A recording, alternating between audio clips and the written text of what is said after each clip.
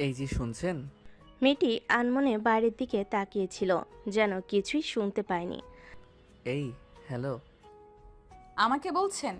এখানে আর কে আছে বলুন তো? আপনার কি একটুও খেয়াল নেই? আসলে আমি একটু অন্যমনস্ক ছিলাম। কি বলছিলেন? দেখুন তো, আপনার ব্যাগটা আমার সিটের অনেকটা জায়গা জুড়ে রেখেছে। একটু সরিয়ে বসতে পারেন না? ও সরি, আমি খেয়াল করিনি। শাওন মনে মনে ভাবল, কি অদ্ভুত মেয়ে, একটু রাগ নেই।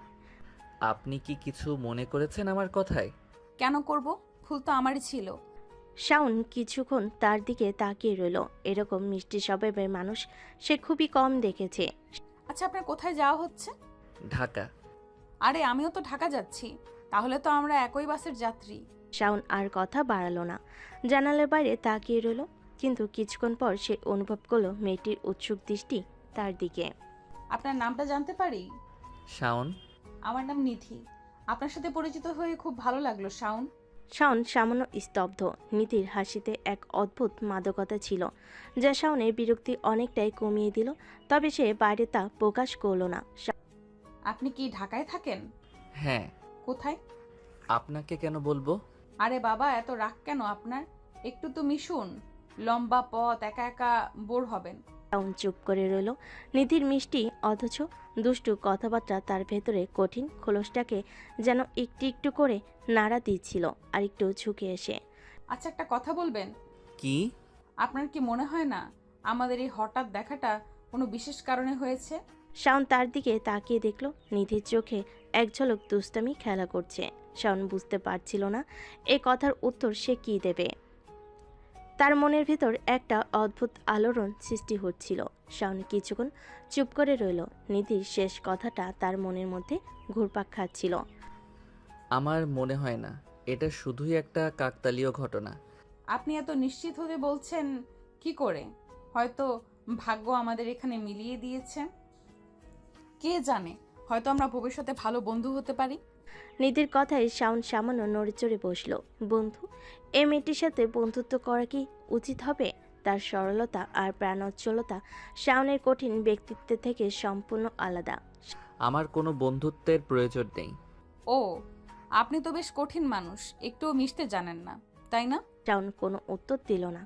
আবার জানালার বাইরে তাকিয়ে রইল। বাইরে গ্রামের সবুজ মাঠ আর আকাশ স্বচ্ছ। বাসের ঝাঁকুনি আর যাত্রীদের মৃদু গুঞ্জন ছাড়া তেমন কোনো শব্দ নেই। কিন্তু শাওনের কানে যেন নিদের হাসিমাখা কথাগুলোই বাজতে লাগলো। কিছুক্ষণ নীরবতার পর স্বাধীন আবার কথা বলল। আচ্ছা, আপনার কি গান শুনতে ভালো লাগে? আমার এই যে শুনছেন? মেয়েটি আনমনে বাইরের দিকে তাকিয়েছিল, যেন কিছুই শুনতে পায়নি। এই, হ্যালো। আমাকে বলছেন? এখানে আর কে আছে বলুন তো? আপনার কি একটুও খেয়াল নেই? আসলে আমি একটু অন্যমনস্ক ছিলাম। কি বলছিলেন? দেখুন তো, আপনার ব্যাগটা আমার সিটের অনেকটা জায়গা জুড়ে রেখেছে। একটু সরিয়ে বসতে পারেন না? ও সরি, আমি খেয়াল করিনি। শাওন মনে মনে ভাবল, কি অদ্ভুত মেয়ে, একটু রাগ নেই। আপনি কি কিছু মনে করেছেন আমার কথায়? কেন করব? ভুল তো আমারই ছিল। শাওন কিছুক্ষণ তার দিকে তাকিয়ে রইল। এরকম মিষ্টি স্বভাবের মানুষ সে খুবই কম দেখেছে। আচ্ছা, আপনার কোথায় যাওয়া হচ্ছে? ঢাকা। আরে আমিও তো ঢাকা যাচ্ছি। তাহলে তো আমরা একই বাসের যাত্রী। শাওন আর কথা বাড়ালো না, জানালার বাইরে তাকিয়ে রইল। কিন্তু কিছুক্ষণ পর সে অনুভব করলো মেয়েটির উৎসুক দৃষ্টি তার দিকে। আপনার নামটা জানতে পারি? শাওন। আমার নাম নিধি। আপনার সাথে পরিচিত হয়ে খুব ভালো লাগলো, শাওন। শাওন সামান্য স্তব্ধ। নিধির হাসিতে এক অদ্ভুত মাদকতা ছিল, যা শাওনের বিরক্তি অনেকটাই কমিয়ে দিল। তবে সে বাইরে তা প্রকাশ করল না। আপনি কি ঢাকায় থাকেন? হ্যাঁ। কোথায়? আপনাকে কেন বলবো? আরে বাবা, এত রাগ কেন আপনার? একটু তো মিশুন। লম্বা পথ, একা একা বোর হবেন। শাওন চুপ করে রইল। নিধির মিষ্টি অথচ দুষ্টু কথাবার্তা তার ভেতরে কঠিন খোলসটাকে যেন একটু একটু করে নাড়া দিচ্ছিল। আর একটু ঝুঁকে এসে, আচ্ছা, একটা কথা বলবেন? কি? আপনার কি মনে হয় না আমাদের এই হঠাৎ দেখাটা কোনো বিশেষ কারণে হয়েছে? শাওন তার দিকে তাকিয়ে দেখল নিধির চোখে এক ঝলক দুষ্টামি খেলা করছে। শাওন বুঝতে পারছিল না এ কথার উত্তর সে কি দেবে। তার মনের ভিতর একটা অদ্ভুত আলোড়ন সৃষ্টি হচ্ছিল। শাওন কিছুক্ষণ চুপ করে রইল। নিধির শেষ কথাটা তার মনের মধ্যে ঘুরপাক খাচ্ছিল।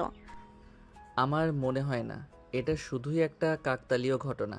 আপনি এত নিশ্চিত হতে বলছেন কি করে? হয়তো ভাগ্য আমাদের এখানে মিলিয়ে দিয়েছে।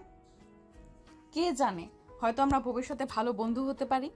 নিধির কথায় শাওন সামান্য নড়েচড়ে বসল। বন্ধু? এই মেয়েটির সাথে বন্ধুত্ব করা কি উচিত হবে? তার সরলতা আর প্রাণোজ্জ্বলতা শাওনের কঠিন ব্যক্তিত্বের থেকে সম্পূর্ণ আলাদা। আমার কোনো বন্ধুত্বের প্রয়োজন নেই। ও, আপনি তো বেশ কঠিন মানুষ, একটুও মিশতে জানেন না, তাই না? শাওন কোনো উত্তর দিল না। আবার জানালার বাইরে তাকিয়ে রইল। বাইরে গ্রামের সবুজ মাঠ আর আকাশ স্বচ্ছ। বাসের ঝাঁকুনি আর যাত্রীদের মৃদু গুঞ্জন ছাড়া তেমন কোনো শব্দ নেই। কিন্তু শাওনের কানে যেন নিদের হাসিমাখা কথাগুলোই বাজতে লাগলো। কিছুক্ষণ নীরবতার পর স্বাধীন আবার কথা বলল। আচ্ছা, আপনার কি গান শুনতে ভালো লাগে? আমার